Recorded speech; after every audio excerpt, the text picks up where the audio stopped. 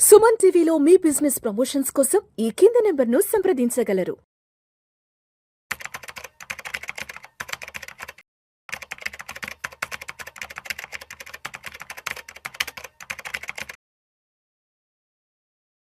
అనిల్ గారు నమస్తే సార్. నమస్తే అండి. అనిల్ గారు, మా టీం ఇప్పుడే నాకు ఒక క్వశ్చన్ ఒకటైతే ఫార్వర్డ్ చేశారు, ఒక చిన్న ఇన్పుట్ ఏదో ఇచ్చారు మ్యూచువల్ ఫండ్స్కి సంబంధించి. డీమ్యాట్ ద్వారా మ్యూచువల్ ఫండ్స్ కొనడం వల్ల ఉన్న ఇబ్బందులు ఏంటి, ఇవి లేకుండా ఇన్వెస్ట్ చేస్తే ఉండే ఉపయోగాలు ఎస్ఓఏ ద్వారా ఏమున్నాయి, ఇప్పుడు యాంఫీ తీసుకొచ్చిన కొత్త నియమ నిబంధనలు ఏంటంటే కూడా మా వాళ్ళు ఏదో క్వశ్చన్ ఒకటి వాట్సాప్ చేశారు, నేను షూట్లో ఉండగా. ఏంటి అసలు దీని గురించి చెప్పగలరు?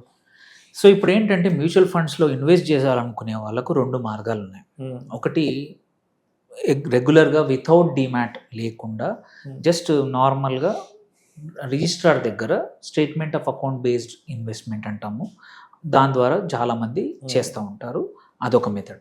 బట్ ఏంటంటే లాస్ట్ ఫ్యూ ఇయర్స్ నుంచి పాపులర్ అయింది ఏంటి, డీమ్యాట్ అకౌంట్ ఓపెన్ చేసి అదే ట్రేడింగ్ ప్లాట్ఫామ్ ద్వారా మ్యూచువల్ ఫండ్స్ కూడా ఇన్వెస్ట్ చేయడం అనేది పాపులర్ అయిపోయింది చాలా మటుకి.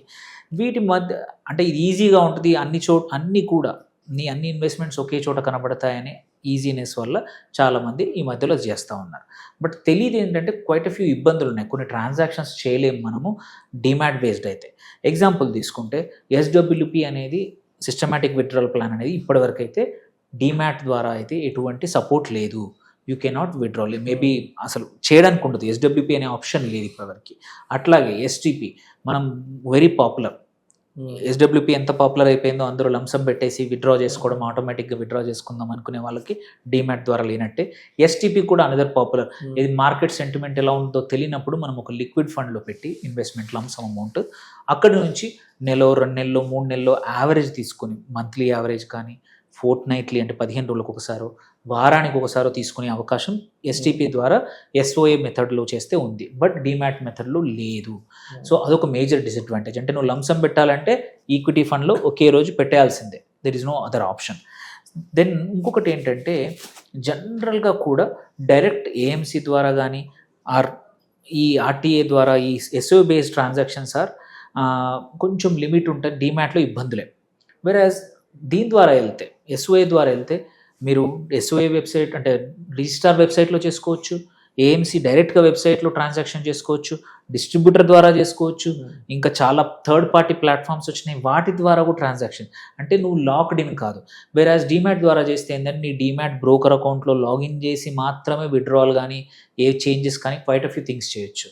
బట్ అది లేకపోతే ఏంటంటే యువర్ నాట్ లాక్డ్. నువ్వు క్యాంప్స్ ద్వారా, మై క్యాంప్స్ ద్వారా కానీ, కేఫిన్టెక్ అయితే కేఫిన్టెక్ యాప్ అది ఉంది, మీ డిస్ట్రిబ్యూటర్ ఉన్నారనుకో, డిస్ట్రిబ్యూటర్ సొంతంగా కూడా ఒక ప్లాట్ఫామ్ ఇవ్వగలుగుతాడు, ఆయన ద్వారా కానీ వాళ్ళు కూడా లింకులు పంపించగలుగుతారు. ఇది డిస్ట్రిబ్యూటర్ ఆ ద్వారా ట్రాన్సాక్షన్స్, ఇన్ని రకాల ట్రాన్సాక్షన్స్ అనేది నార్మల్గా అవుతుంది. అండ్ ఇంకోటి కూడా ఏంటంటే ఫోలియో లెవెల్ కస్టమైజేషన్స్ చేయొచ్చు. ఇట్లా ఒక ఫోలియోకేమో ఒక రకమైన నామినీని పెట్టవచ్చు, ఒక ఫోలియోకి ఒక బ్యాంక్ అకౌంట్ నుంచి డబ్బులు ఇది ఎస్ఐపి చేయొచ్చు, విత్డ్రాల్ కూడా చేయొచ్చు. సో ఇట్లాంటి కస్టమైజేషన్స్ మీకు డీమ్యాట్లో పాసిబిలిటీ కాదు. డీమ్యాట్లో ఉన్న నామినీయే నీ ఫోలియోలో కూడా ఉంటారు, డీమ్యాట్లో ఉన్న బ్యాంక్ అకౌంటే నీ బ్యాంక్ అకౌంట్ ఉండాలి. అంటే ఫ్లెక్సిబిలిటీ లేదు నీకు డీమ్యాట్ ద్వారా మ్యూచువల్ ఫండ్స్లో ఇన్వెస్ట్ చేస్తే. వెరాజ్ ఈ ఎస్ఓఏ బేస్డ్ నువ్వు ఒకటే కంపెనీ, సపోజ్ ఎగ్జాంపుల్ హెచ్డిఎఫ్సిలో మనకు 4 ఫోలియోలు క్రియేట్ చేస్తున్నాం.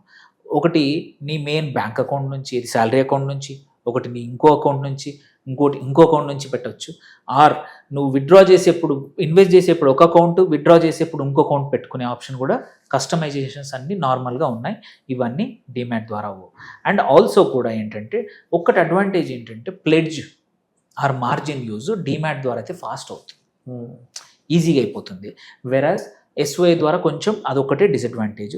సో నామినీ ఫ్లెక్సిబిలిటీ నేను చెప్పినట్టు నీకు ఎస్ఓఏ ద్వారా అయితే ఈజీ, ఒక్కొక్కరికి ఒక్కో రకంగా పెట్టుకోవచ్చు. ఒక్కొక్క ఫోలియోకి నీకు 2 పిల్లలకి ప్లస్ వైఫ్కి డివైడ్ చేయాలనుకుంటున్నారు అనుకోండి, మీరు కొంచెం అమౌంట్ కొన్ని ఫోలియోలు ఒకరి పేరు మీద పెట్టండి, కొన్ని ఫోలియోలు ఇంకోటి పేరు మీద పెట్టుకునే అవకాశం ఎస్ఓఏ ద్వారా ఉంటుంది.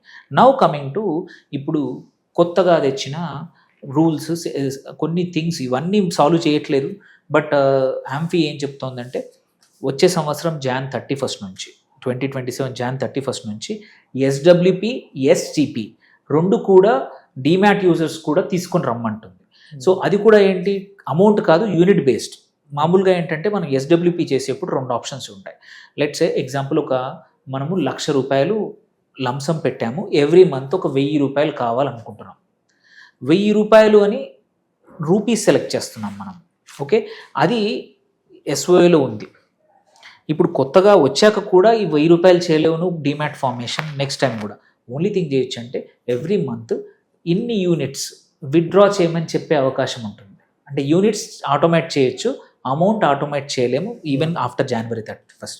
సో అలాగే ఎస్టీపీ కూడా తీసుకొచ్చింది. దీన్ని కూడా కొత్తగా ఇది ఏమంటారు Jan 31st నెక్స్ట్ ఇయర్ నుంచి ఎస్టీపీ కూడా సేమ్ యూనిట్ బేస్డే. నువ్వు ఒక 10 లక్షలు ఒక లిక్విడ్ ఫండ్లో పెట్టి ఎవ్రీ మంత్ 20 యూనిట్లు ఈ టార్గెట్ ఈక్విటీ ఫండ్కి ట్రాన్స్ఫర్ చేయమంటే చేస్తుంది. సో అది కూడా Jan 31st నుంచి నెక్స్ట్ ఇయర్ నుంచి సపరేట్గా అవ్వబోతోంది. సో దీనివల్ల ఏంటంటే ఏవైతే ప్రాక్టికల్ కొన్ని చాలా ప్రాబ్లమ్స్ ఉన్నాయో ట్రాన్సాక్షన్స్లో డీమ్యాట్ ద్వారా అట్లీస్ట్ కొన్ని దూరం అవబోతున్నాయి. So it's good thing for quite a few people. ఎందుకంటే చాలామందికి ఈ ఫ్లెక్సిబిలిటీ లేకపోవడం ఏంటంటే ఒక్కోసారి నీది పెద్ద అమౌంట్ ఉంటే టక్కన వెళ్ళి పడేయాల్సి వస్తుంది. నువ్వే ప్రతిసారి మంత్కో 15 రోజులకు ఒకసారి గుర్తుపెట్టుకొని మరి ఈ లిక్విడ్ బేస్ నుంచి మ్యూచువల్ ఫండ్స్కో లేకపోతే లిక్విడ్ ఫండ్స్ నుంచి ఈక్విటీ మ్యూచువల్ ఫండ్ ట్రాన్స్ఫర్ చేయాల్సి వస్తుంది డీమ్యాట్ మోడ్లో. ఇప్పుడు అది అవసరం లేదు నెక్స్ట్ ఇయర్ నుంచి. So it's good. But still advantage ఏంటంటే ఇంకా కూడా ఎవరైనా కొత్తగా చేయాలనుకుంటే మాత్రం ఈ ఇబ్బందులు ఇంకా ఉంటాయి. సో చాలామంది వీడియో తెలీదు, డీమ్యాట్కి దీనికి తేడా తెలియదు చాలామందికి. హోప్ఫుల్లీ ఈ వీడియో ద్వారా డీమ్యాట్ ద్వారా నువ్వు మ్యూచువల్ ఫండ్స్లో పెడితే ఉన్న ఇబ్బందులు ఐ థింక్ తెలుసుకున్నాక నెక్స్ట్ పెడితే మాత్రం ఎస్ఓఏ ద్వారా పెట్టండి. అప్పుడు ఈజీ అవుతుంది. ట్రాన్స్ఫర్ కానీ బ్యాంక్ అకౌంట్స్ చేంజ్ కానీ అన్నీ కూడా చేంజ్, నామినీలు కూడా కస్టమైజ్ చేసుకోవచ్చు, ఫోలియో లెవెల్ కస్టమైజేషన్ చేసుకోవచ్చు, ఎస్డబ్ల్యూపీ చాలా ఈజీగా పెట్టుకోవచ్చు అనమాట. సో ఇవి అడ్వాంటేజెస్, డిసడ్వాంటేజెస్. హోప్ఫుల్లీ ఎవరికైనా క్వశ్చన్స్ ఉంటే they can reach out to us. Thank you sir, thank you so much Anil గారు. Thank you.